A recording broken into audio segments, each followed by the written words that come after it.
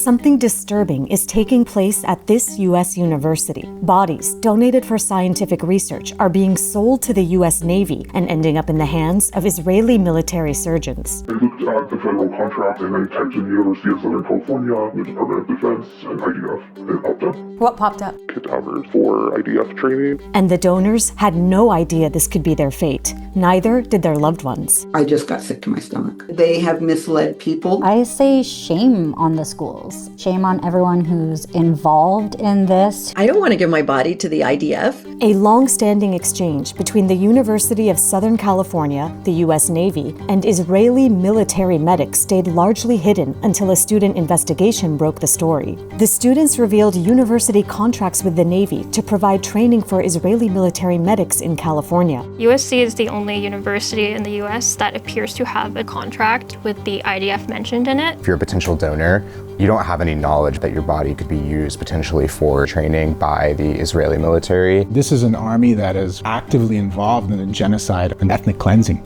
It's horrifying. These things shouldn't be normal.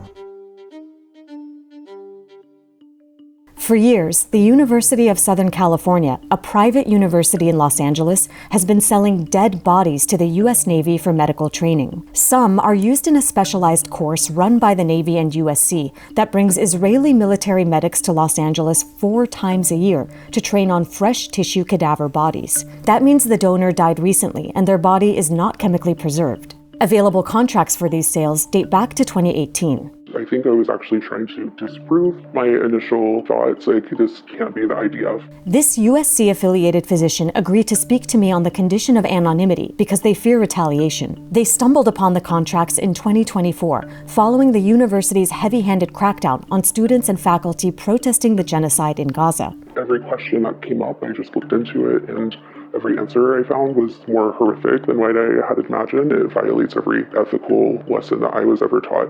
Israeli military medics have been training with USC and the Navy since 2013 at the Navy Trauma Training Center here at the LA General Medical Center. And student journalists uncovered that in recent years, USC has sourced the majority of donor bodies from the University of California, San Diego, a public university. What were some of the more alarming things that you found as you continue to research this? The fact that they're using refused cadavers, they basically reanimate people pretty shortly after death. They reinfuse fluids mixed with dyed water. They put them on a pump to simulate a pulse again. They're making them look like they're alive again, basically. Several trauma surgeons from across the U.S. confirmed to us that using perfused cadavers is not standard, especially because of the associated costs. They definitely have simulated bodies that they can use. Though little to no public information exists about the Israeli military course, a 2020 report written by USC and US Navy instructors offers a rare glimpse inside. It describes a 4-day combat trauma surgery skills course with trainees who are part of forward surgical teams from the Israeli military.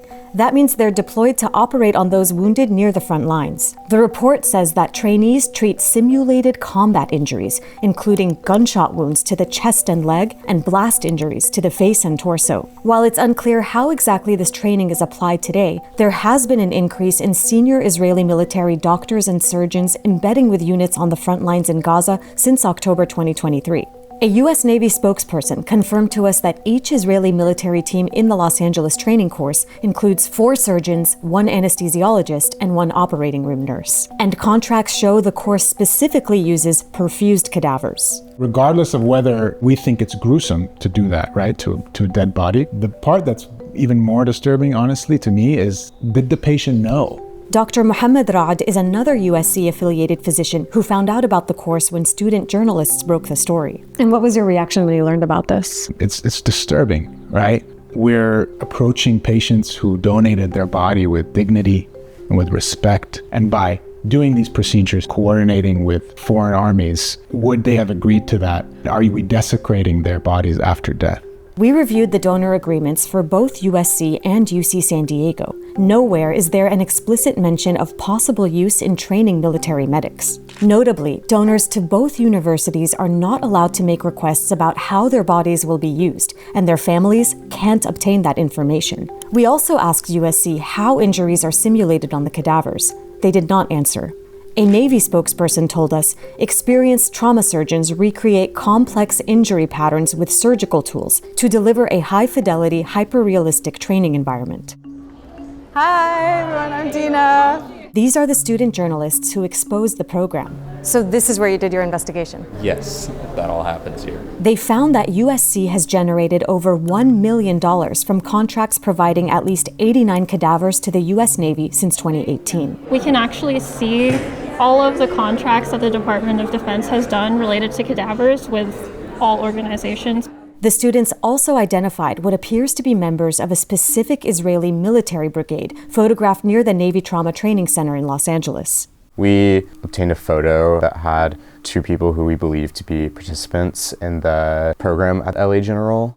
They believe they're associated with the Israeli military's elite Golani Brigade, a unit infamous for war crimes in Gaza. It's a brigade that has themselves been implicated in the death and killing of paramedics in Gaza. On March 23, 2025, soldiers from the Golani Brigade carried out a massacre of 15 Palestinian paramedics and emergency responders in Gaza. They buried them and their ambulances in a mass grave in an attempt to cover up the crime. The photo the students obtained appears to show people wearing clothing with a modified version of the Golani Brigade logo combined with a symbol of the Israeli Military Medical Corps. Both of them on their hoodies had joint training on the back. The top two were Navy-related logos, and then the bottom one appears to be the Golani Brigade logo with a medical variation of the IDF superimposed on top of it. Did you ask USC to confirm the presence of the Golani Brigade? We did. We received a call back saying that they would not comment on the presence of the Golani Brigade. They called you to say no comment? Yes. They didn't put it in writing? They did not. Is that standard for your reporting? Typically, no. We could not verify whether the people photographed were associated with the Golani Brigade. We asked USC to confirm if medics associated with the Golani Brigade participated in the training, but they did not reply to that specific question. The U.S. Navy told us it would be inappropriate for them to share information about Israeli military personnel participating in the program. The Israeli military did not respond to our questions. In emails to us, both universities said that the program does not constitute military training, but rather educational. USC has maintained that the Israeli medical personnel that are involved in this program are non-combatants, but that doesn't necessarily rule out the fact that they are near the front lines. They could be near where this massacre happened. Surgeons in training for the Israeli military are still part of the military. When we think of non-combatants, it does not necessarily mean that they are uninvolved in some of the Israeli military's potential war crimes. Do you feel like USC has been forthcoming and transparent regarding answers to your questions? No. Jennifer's reporting has focused on the families of those who donated their bodies to USC. It's really important that we acknowledge not only what is happening to these bodies, but also the effect it has on the families now that they know that this could have happened to their loved one. I can't imagine the distress they're feeling. Jeanette was a force. She was the matriarch of the family. She really did want her body to go to training the next generation of doctors. Jeanette Volpin died in 2021 at the age of 101 and donated her body to USC. Her daughter and granddaughter have been reeling from the news. When I saw the article that came out from the journalism students, I was furious and sick to my stomach. Was Jeanette ever told that there would be the possibility that her body would be used in training with military? Absolutely not. No, she was not told that, nor were we. Had she known that, do you think she would have been comfortable donating her body to USC? I don't think so. I believe she would have made a different choice if she had known that. Have you been able to find closure? You know, things felt very settled, especially once we did get her ashes back, which, I mean, at this point, are they even her ashes? You know, it really has destroyed any trust. You know, I'm starting to get upset, and I love my mom, and I think about her a lot. This is bringing up those kinds of emotions again. Jean McNeil Sargent donated her body to UC San Diego, which has had its own long-standing cadaver contracts with the U.S. military. Even though Jean died before the deal with USC, her granddaughter is still speaking out against the lack of transparency. I'm really upset about the facts that are coming out. I think most people, like my grandma, go into a decision like this thinking they're gonna do something better for the world, not thinking like, oh, I'm gonna donate my body and somehow it's gonna make some military force more powerful. Unlike USC, UC San Diego does not return cremated remains to the families. Instead, the university handles the ashes, sometimes scattering them at sea. This is a memorial honoring those who donated their bodies to UC San Diego. Thomas joined up with a USC student journalist to investigate his university's involvement in the program. Members of their family will come out here as a way to remember them, often on the anniversary of when they donated. Have you encountered anyone who planned to donate their body but no longer wants to upon these revelations? Yes, I have. I spoke with a man and his wife.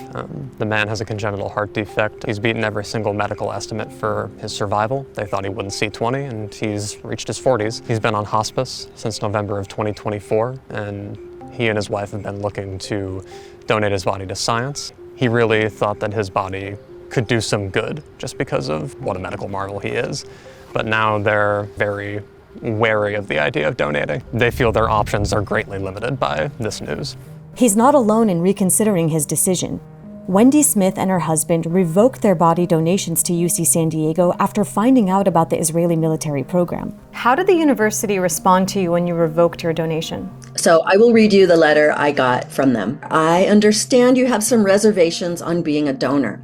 We will not be responding to factually inaccurate reporting by student reporters who have an agenda. We would never violate the sacred trust of our donors.